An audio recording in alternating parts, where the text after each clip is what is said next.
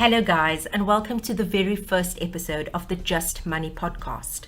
I'm your host, Shafika Anthony, and today we delve into the side hustle culture in South Africa, a hot topic that has crossed the minds of many of us, especially over the last 2.5 years. Do you have an idea that could generate income? Are you scared of taking the risk? And what's that secret ingredient to making it all work? In this episode, we chat to well-known businesswoman and social media influencer Nawal Jaftha. Nawal is the founder and owner of Nawal's Corner, an online and retail store that stocks a variety of products from beauty items to pet products, as well as kiddies' toys and gadgets. Her business has grown exponentially over the last few years, and with over 19,600 followers on her business page and 56,300 on her personal profile on Instagram, her presence is well known. She's part of the MPO Grateful Giving and director at Ozologica.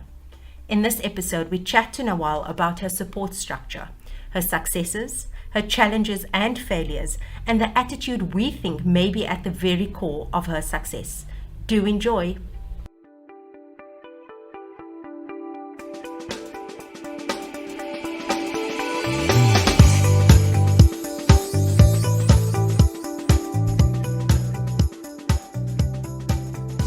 So Nawal, to kick off our first question, you were a stay-at-home mom for quite a while, very active on Instagram.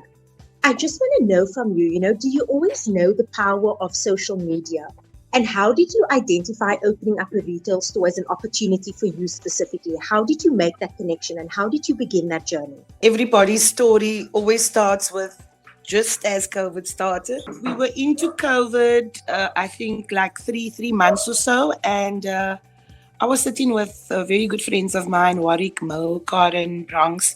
And we were just saying, I've got so much following. We said, what, how would we create a little store with greeting items to South Africa where I could possibly give it, a good competition where competitive prices.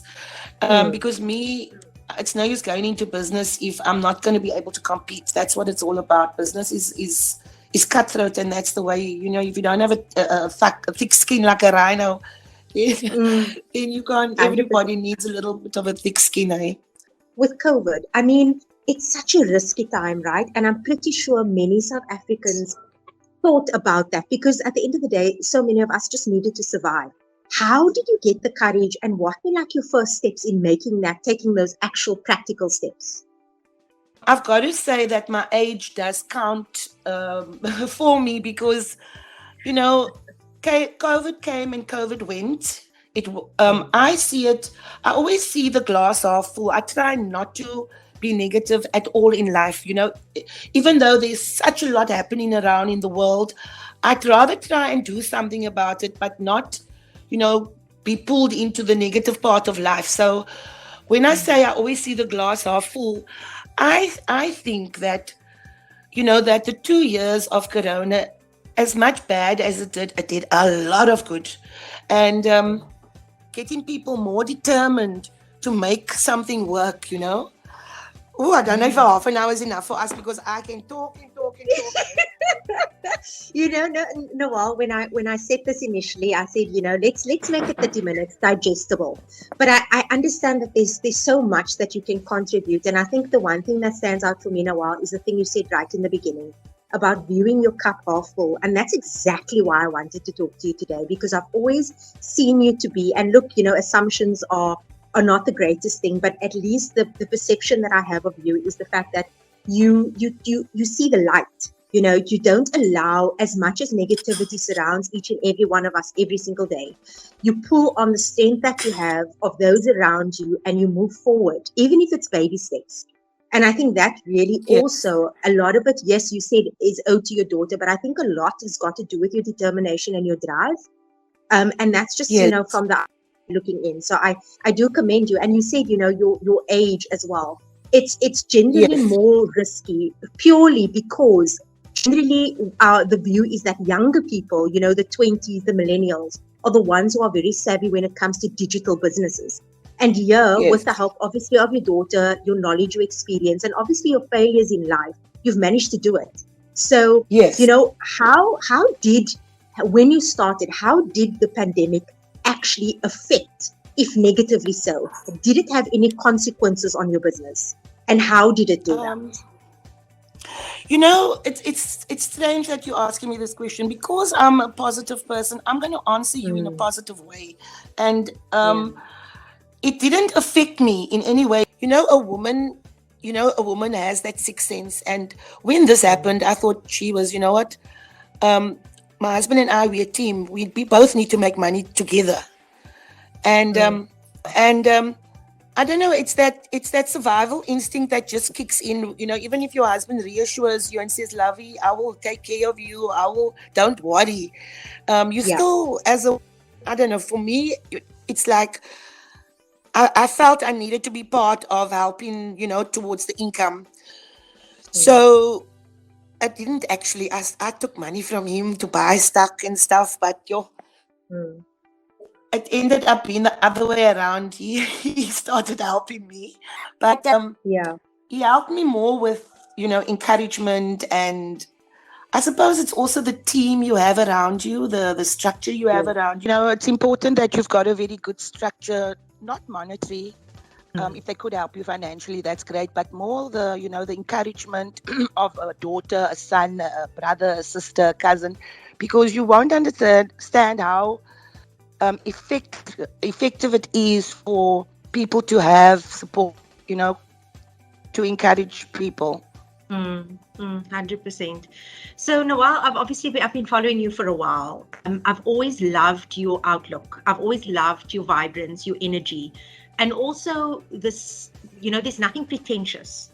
And I kind of, when I looked at the products on your page, it seemed fun. It seemed like a version of you in a way. I'd really love to know how you go about selecting those items. Is it based on need, supply and demand? Is it based on things that you've, in your lifetime have used, or how do you go about actually selecting the items that you sell? Okay, now that is a very secret recipe to my business.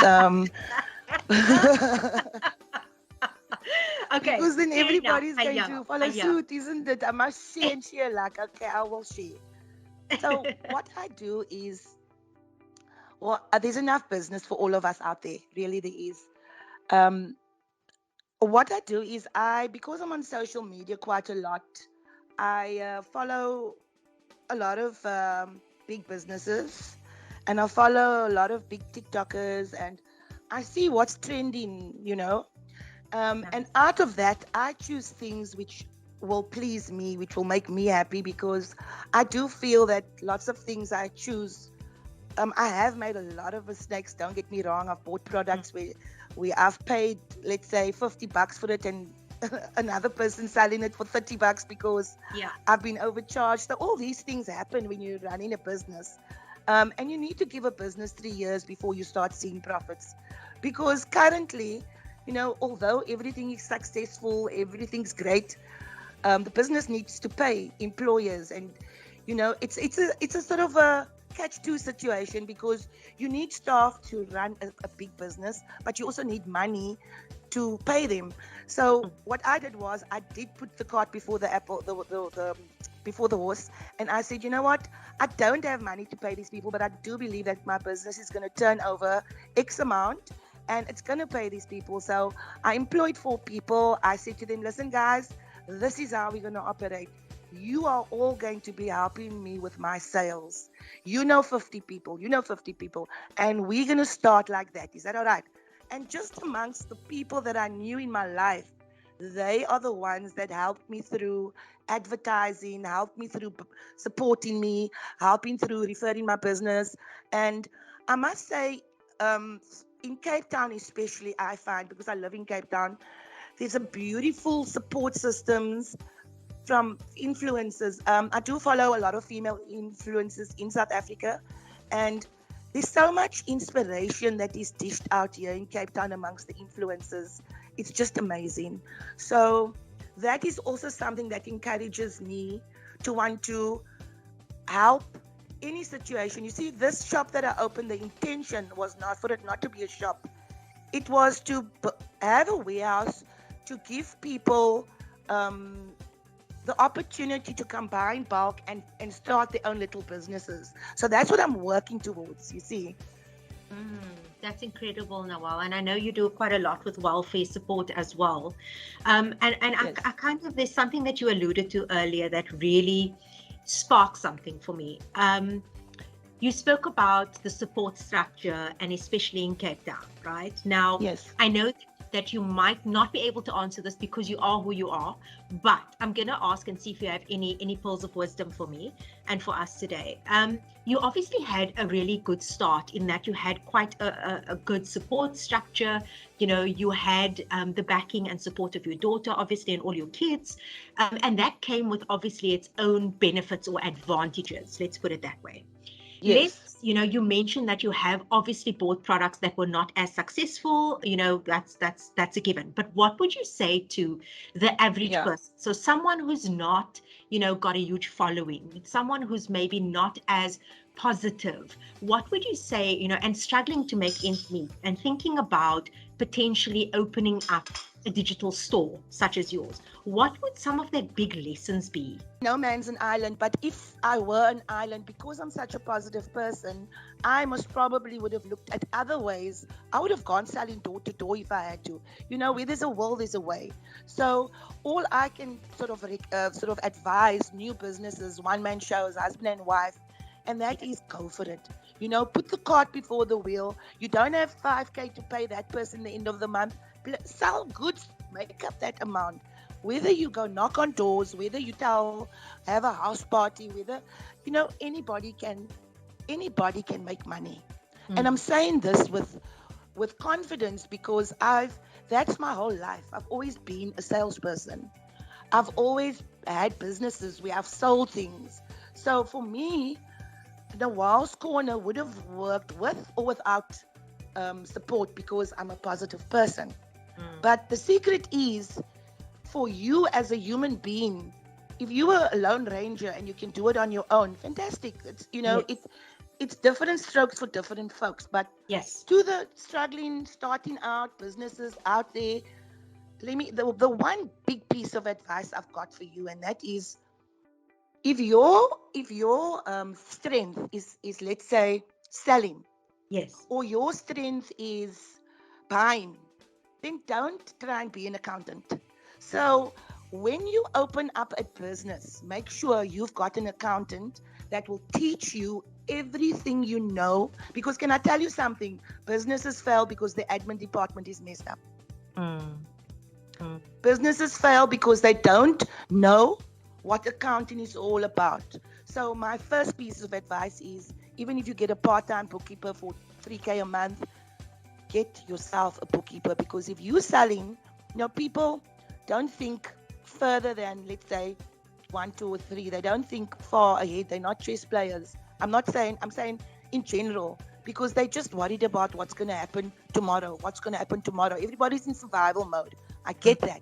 But when you're opening up a business and you're buying, let's say, an item for 10 Rand, and you're selling it for 20 Rand, don't jump for the stars and think you're rich. You've made no profit because you've got expenses. Whether you're a one-man show, whether you got a business in Canal Walk or whatever, you have expenses. Yeah. So I would definitely highly recommend that you get yourself that knows something about accounting, because that is what I've learned along the way. Nice. And I think, what I'm hearing is that there's an attitude or a mindset that kind of almost gets you halfway. In that, yes, if you believe, if you are driven, and look, let's be honest, the last couple of years have really dented our spirits. Okay, it really has. I'm an incredibly positive person as well, but I do know that the people around me, and including myself at times, we really were down, as a nation, yes, as the world over, actually, to be honest. It's something that we just did not see coming. And I think the fear that was instilled in us is that we also didn't know when it was going. So there were so many uncertainties around the pandemic. But I do want to really commend you for your attitude and the way you've persevered and still continuing to persevere, because I know there's daily challenges, there's lots more to learn. But I think that, an attitude and a mindset of not only thinking about the short term, but really investing in the long-term picture is so crucial. Is really thinking broader than just today and tomorrow. And even though we know that South Africans, many of us are struggling and we are in survival mode, and you're right, there has to be hope, right? Without that, Yes. then what is there to look forward to? So there's got to be some kind of silver lining that we've got to look forward to. And I really wanted that to come through today, and I really think it did. Nawal, I want to thank you from the bottom of my heart for being my very first guest, for being open and honest, and once again as relatable and authentic as I know you to be. It has been my absolute privilege and honor to speak to you today, and I can wish you only but the best for your business and to maintain that support and that loving family structure that you do have. Thank you so much, Nawal, for joining me. Thank you so much. You got a beautiful, loving way about you. So I love it very much. So I must go now. My son's here. And he's got no filter. He's got no filter. All right, okay, good luck, family. Enjoy the weekend. Thank you. Bye-bye. Okay, bye.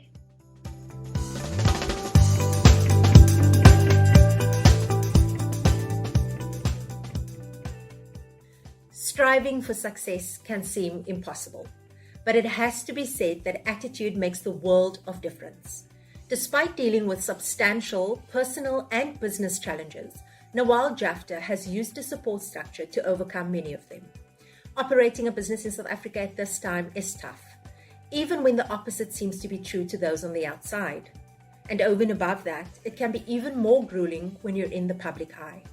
Remember, hurdles are imminent, but not everlasting. And if you're struggling and could use some guidance on starting your side hustle, check out our website at www.justmoney.co.za for a wealth of useful articles. Stay tuned for our next episode in June. Until then, stay savvy and thank you for listening.